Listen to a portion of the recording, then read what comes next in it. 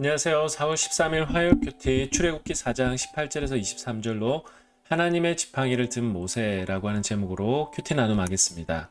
오늘 본문을 보면 이집트로 이제 가려고 하는 모세 이야기가 나옵니다. 본인의 장인에게 이야기하자 장인 이드로는 평안히 가라라고 이야기를 하죠.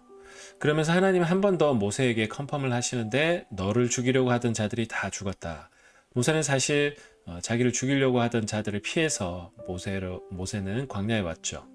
그런데 하나님은 모세에게 가라고 했지만 모세는 분명하게 마음 가운데 그런 두려움이 또 있었을 것 같습니다. 그래서 마음의 결단을 한 모세에게 한 번 더 너를 죽이려고 하던 모든 자들이 죽었다라고 그렇게 확인을 시켜주는 것 같습니다. 두 번째 장면을 보면 이제 아내와 아들과 함께 이집트로 이제 모세는 드디어 떠나려고 하는데 성서는 이 장면을 굉장히 의미심장한 표현을 사용하면서 이 장면을 묘사하고 있습니다. 그것은 바로 모세의 손에는 하나님의 지팡이가 들려 있었다.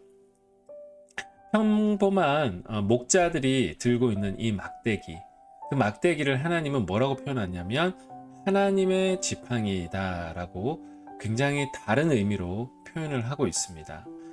보시면 알겠지만 사실 그 앞에 하나님과 실갱이를 하며 뭐 갈 거냐 안 갈 거냐 막 이야기를 할 때 이 막대기를 뱀으로 만드시고 그 뱀을 집으라고 하셨을 때 또 그 뱀이 다시 막대기로 바뀌는 그러한 과정을 봅니다.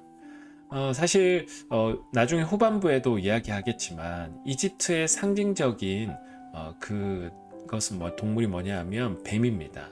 그런데 그 막대기가 뱀으로 바뀌고 그 뱀을 짚고 또 그것이 막대기로 바뀌는 것. 그럴 때 이제 그 명칭이 하나님의 지팡이다라고 이야기를 합니다. 나중에 모세가 그 파라오의 궁궐에서도 그 옆에 있는 마술사들과 함께 또 이야기를 할 때 그 모세의 그 지팡이를 통해서 또 그 이집트의 뱀을 제어하는 또 그러한 어떤 기적들이 한 장면이 나옵니다.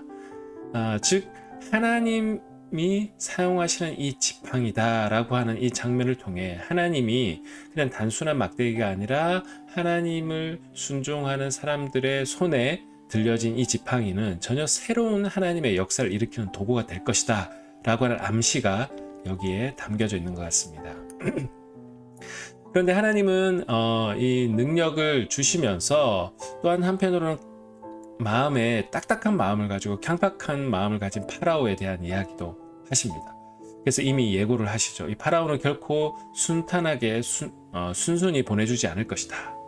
그러면서 파라오에게 너의 장자를 죽일 것이라는 그 예언을 이제 모세에게 하라고 또 일러줍니다. 여러분 우리가 하나님의 일을 하다 보면 하나님 명령하셨지만 그것이 순탄치만은 않다라고 하는 것, 이 장면을 통해서도 우리가 볼 수 있는 것 같습니다. 오늘 두 가지를 좀 묵상해 보면 좋겠는데 평범해 보이는 일상의 도구가 하나님의 손에 들려졌을 때 다르게 사용되어졌던 경험. 어떻게 보면 우리가 하찮게 여기는 것이지만 결국 물론 그 어떤 도구이냐도 중요하지만 누구의 손에 들려 있느냐 굉장히 우리가 익숙한 적용인 것 같습니다. 그러나 실제로 우리의 삶에서 그것을 적용해보고 그것에 우리의 마음을 들이는 것은 또 다른 문제이겠죠. 오늘 이것을 한번 묵상해 보았으면 좋겠고요. 두 번째는 하나님의 뜻을 행하는 과정이 늘 순탄치만은 않다라는 것입니다.